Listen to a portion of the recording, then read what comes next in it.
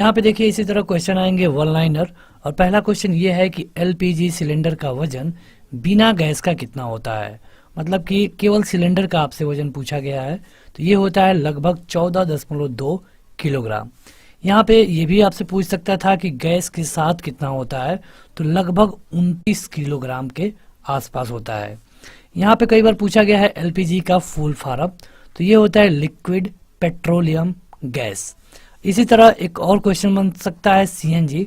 CNG का full form क्या होगा, ये आप हमें कमेंट करके बताएंगे। अगला क्वेश्चन है कि चिली साल्ट पीटर का रासायनिक सूत्र क्या होता है। तो चिली साल्ट पीटर का रासायनिक सूत्र होता है NaNO3। यानी कि आप यहाँ पे लिख सकते हैं इस तरह, ये होता है चिली साल्ट पीटर का रासायनिक सूत्र। अगला क्वेश्चन है कि क्वथनांक बढ़ता है कब।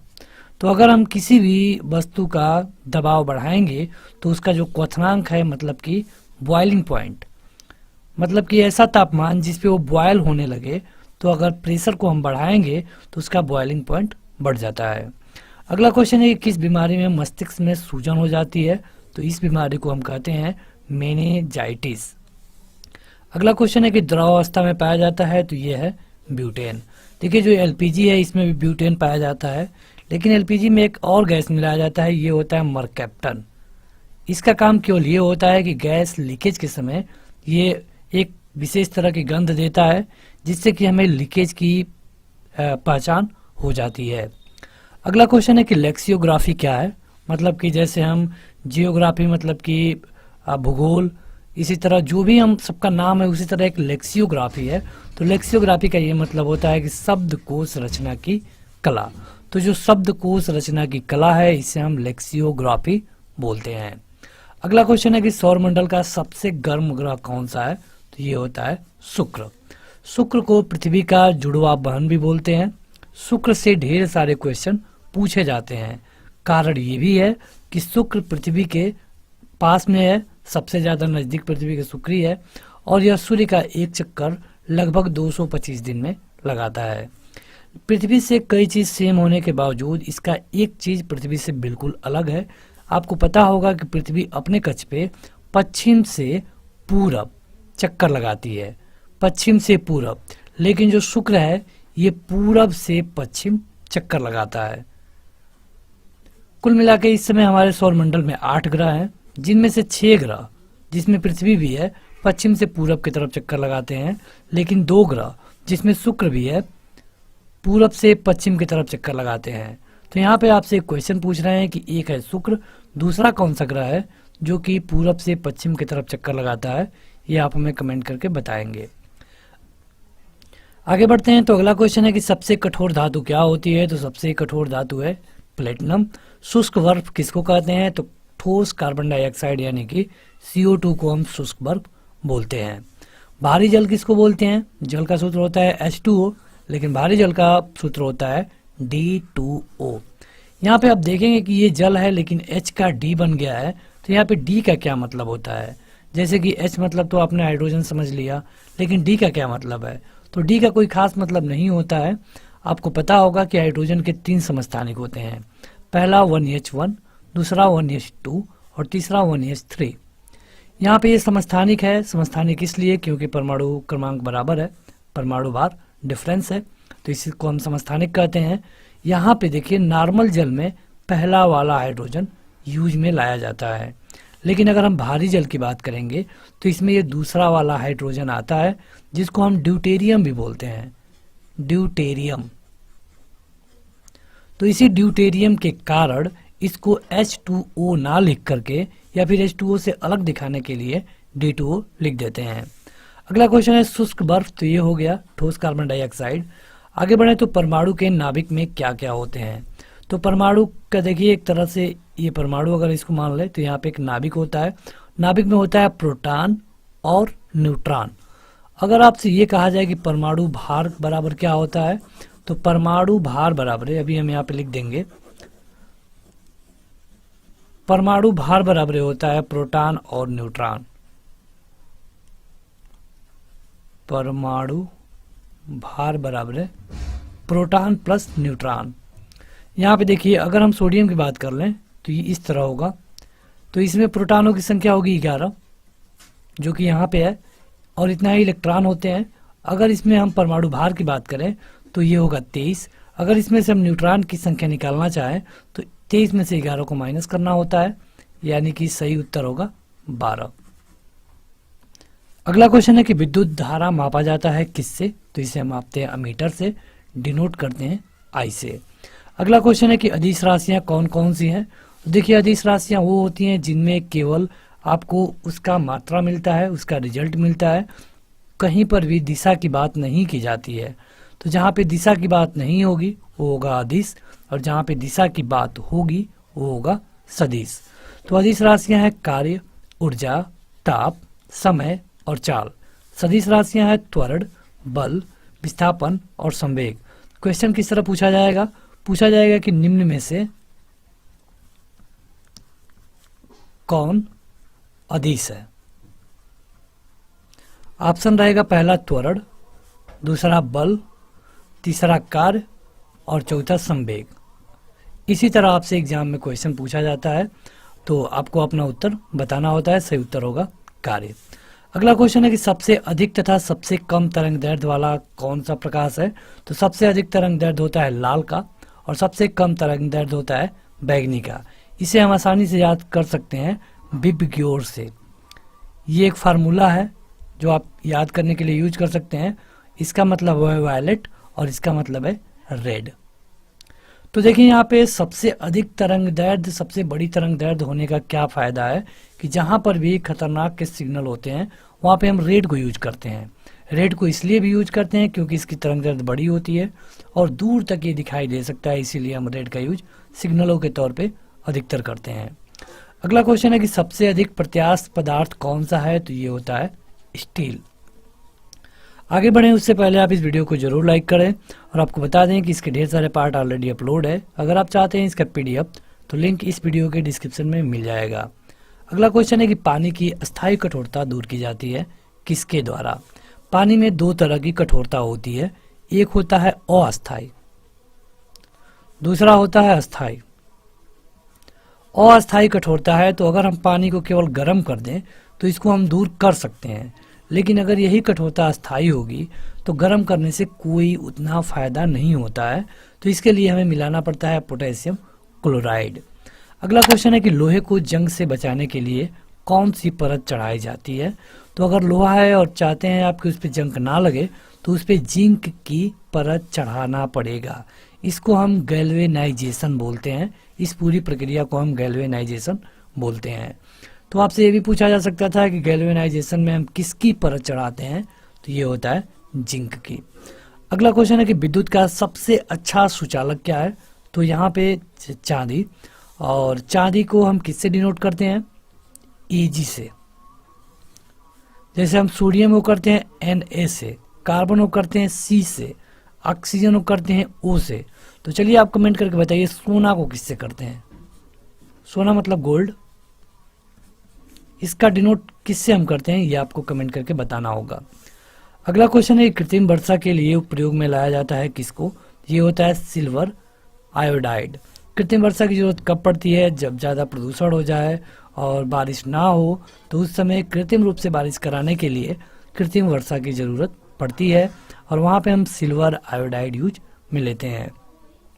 अगला क्वेश्चन है कि लोहा, निकिल और क्रोमियम के मिश्र धातु हैं। तो ये होता है स्टेनलेस स्टील। मतलब कि स्टेनलेस स्टील को बनाने के लिए लोहा, निकिल और क्रोमियम को एक विशेष अनुपात में मिलाना पड़ता है। अगला है कि हड्डियों और दांतों में उपस्थित रहता है क्या चीज़? तो पहले होता है कैल्शियम, फिर होता है फास्फेट, आप जोड़कर भी कह सकते हैं कैल्शियम फास्फेट।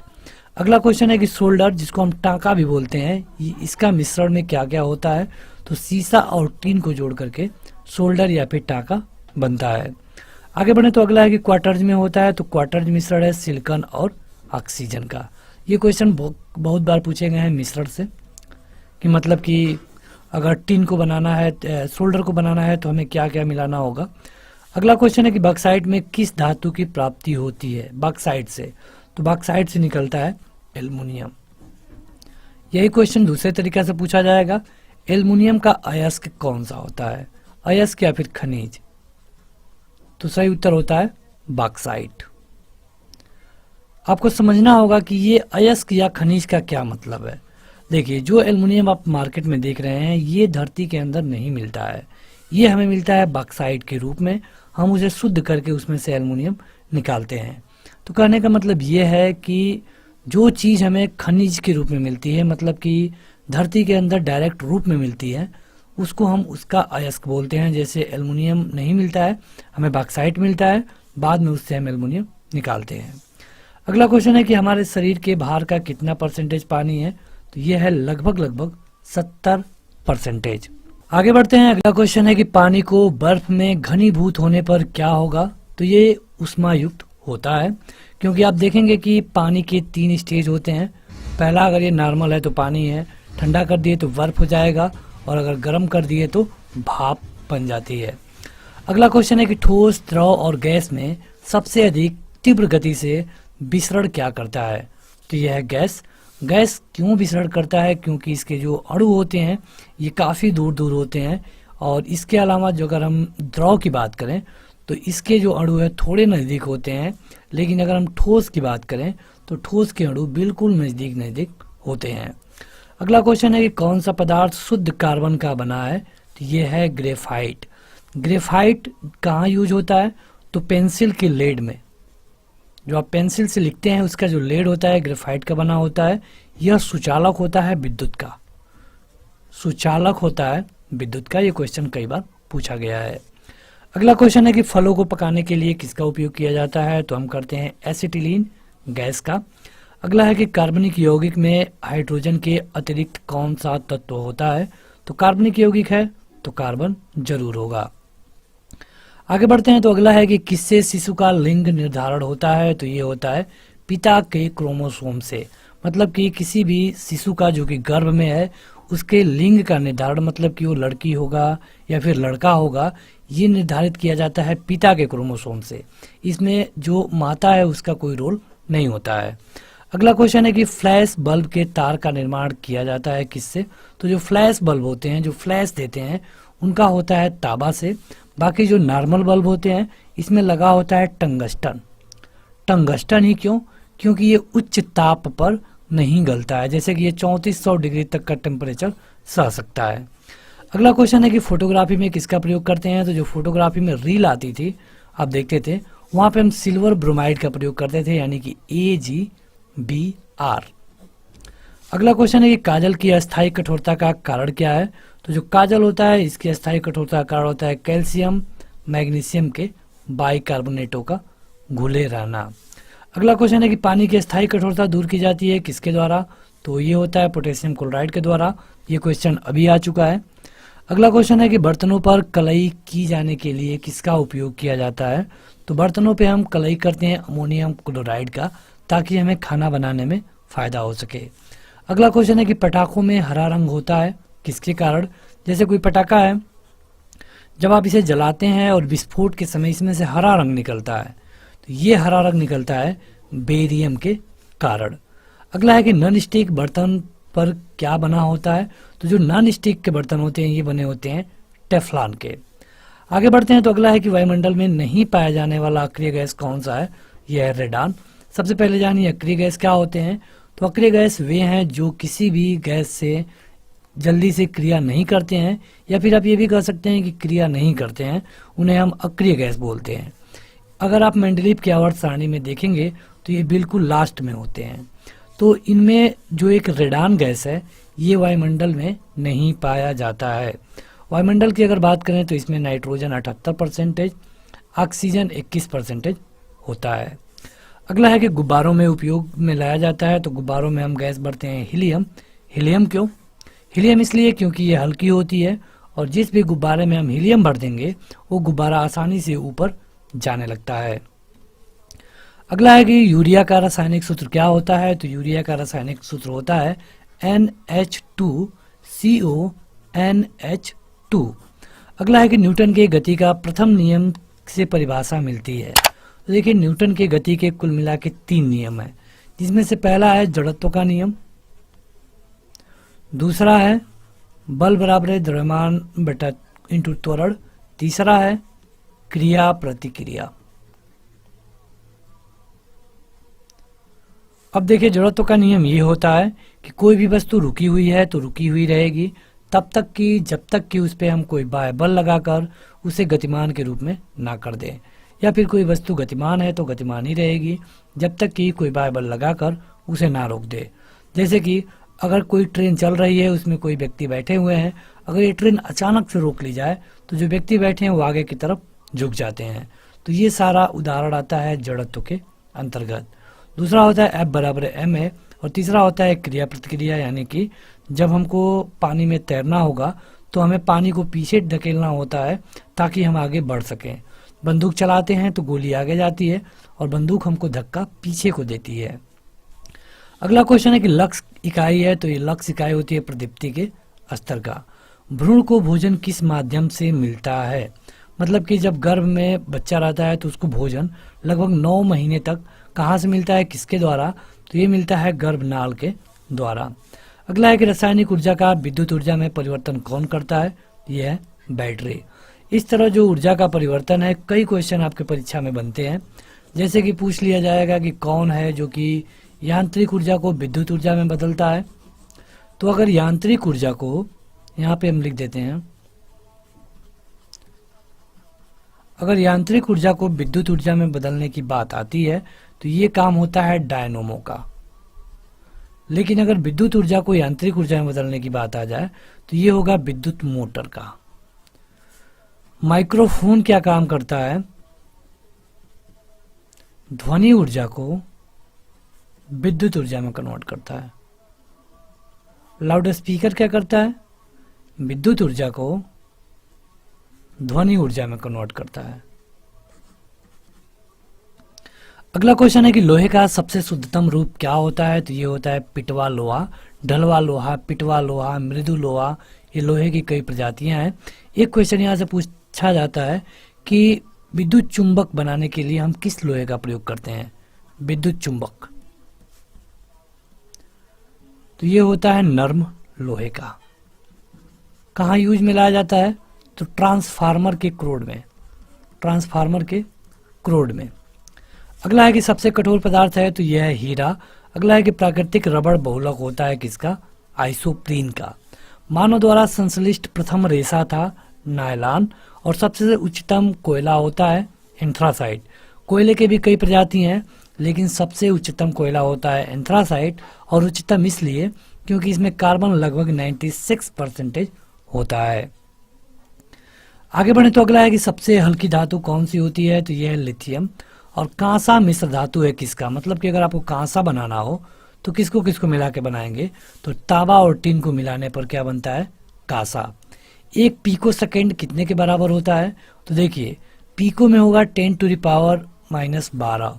अगर माइक्रो पूछ लिया जाए और नैनो पूछ लिया जाए तो ये थोड़ा सा अलग होगा। जैसे कि अगर हम मीटर में बात करें तो एक होता है mm। mm में अगर हम जाएंगे तो -10⁻³ होगा। माइक्रो होगा 10⁻⁻6।